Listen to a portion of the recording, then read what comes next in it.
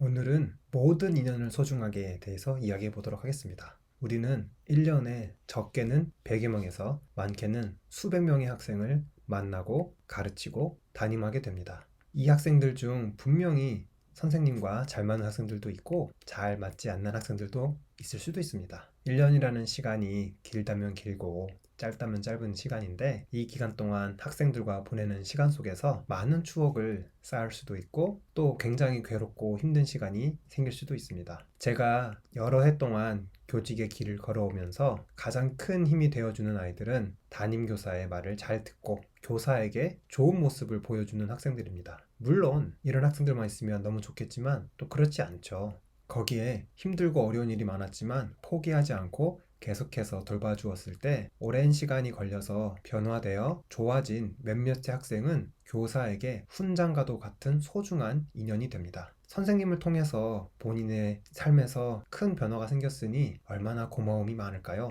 이런 학생들이 어떻게 해서 계속 성장해 나가는지 지켜보면서 때때로 연락을 주고받는다면 나중에 이 학생들이 컸을 때 정말 선생님을 많이 도와줄 수 있습니다. 우리가 만나는 학생들은 짧게는 2, 3년에서 길게는 10년 안에 다 어른이 됩니다. 이 학생들이 자라서 다양한 일을 하고 다양한 삶의 현장에서 살게 되는데 어른으로 성장한 이 학생들이 지금 선생님들이 만나고 있는 학생들에게 만약에 경험담을 전달해 준다면 엄청나게 큰 효과를 발휘하는 경우가 많습니다. 우리 아이들이 겪는 이 혼란한 시기를 먼저 겪어낸 선배가 해주는 말 한마디가 큰 위로와 용기가 될 수도 있는 것이죠.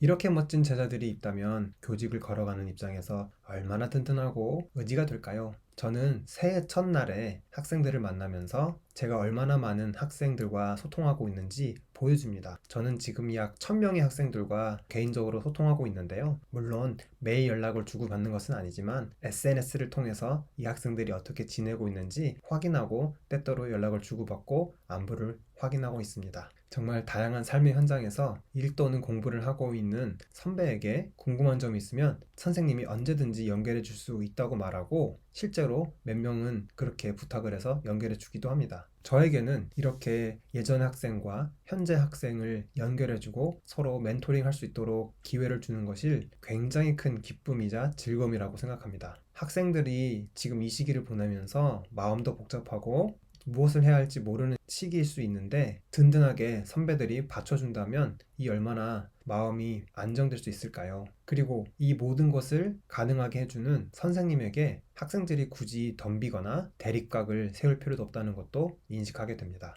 그래서 지금 당장은 학생들을 바라볼 때 조금 힘들 수 있지만 이 아이들을 잘 돌보고 이 아이들이 잘 성장하면 나중에 저에게 큰 도움이 될 수 있다는 것을 생각하면서 지금 이 시기를 잘 견디는 것이 중요합니다. 우리는 나이를 먹으면서 점점 체력도 떨어지고 모든 것이 예전같지 않게 됩니다. 그렇지만 우리의 제자들은 지금 이 순간에도 계속해서 무럭무럭 자라고 있습니다. 그 제자들이 걸어가는 다양한 삶의 길에 오늘 우리가 만나는 학생들도 얼마든지 같이 할 수 있습니다. 사람은 자기에게 도움이 되는 사람을 소중하게 생각합니다. 선생님이 우리 학생들의 인생에서 나아갈 길을 제시해주고 안내해주고 도와줄 수 있는 사람이라면 학생들은 선생님과 대립할 이유가 없습니다. 제자들과 함께 보내는 시간, 그리고 그 제자들이 앞으로 성장해서 달라진 모습을 보는 것, 그것이 선생님의 기쁨이 됐으면 좋겠습니다. 며칠 전에 저를 찾아온 아이들이 있는데 그 아이들의 사례를 살펴보도록 하겠습니다.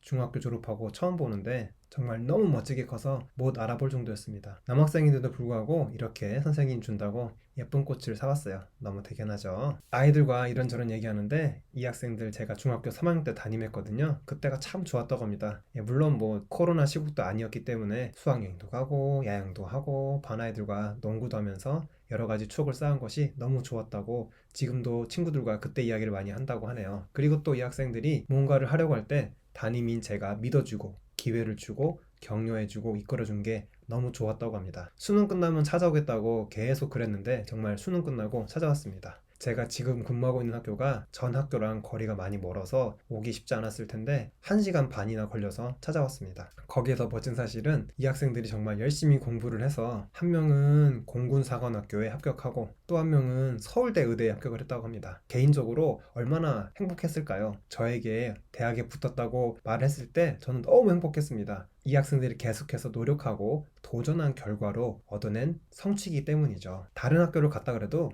똑같이 기뻐했을 겁니다. 같이 늘 농구했던 친구들이 있는데 이 학생들 보면서 이렇게 소중한 인연이 계속되는 게 너무 감사하다. 그리고 이 학생들이 변하는 모습을 보니 중학교 때 그 까불고 선생님 말씀 안 들었던 그 순간만 가지고 아이들을 함부로 판단하면 안 되겠다라는 생각이 들었습니다. 그래서 선생님들, 우리가 만나는 아이들 지금 모습이 어떻더라도 늘 기대를 가지고 아이가 훨씬 지금보다 더 좋아질 수 있다라는 희망을 가지고 아이들을 돌보고 아이들에게 그러한 기대심을 계속 보인다면 언젠가 시간이 지나면 아이들도 좋아지고 더 멋진 모습으로 성장할 수 있을 것 같습니다. 물론 너무 지나치게 푸시를 하면 안 되고 아이에게 필요한 순간에 필요한 말을 해주고 응원해주는 것이 필요하겠죠. 그래서 제가 지난 영상에도 말씀드렸던 것처럼 교사는 관찰의 달인이 되어야 한다고 말씀드렸습니다. 이런 것들이 종합적으로 어우러진다면 우리 아이들이 좋아질 수 있을 거라고 믿습니다. 선생님들 포기하지 마시고 계속해서 시도해 보시죠.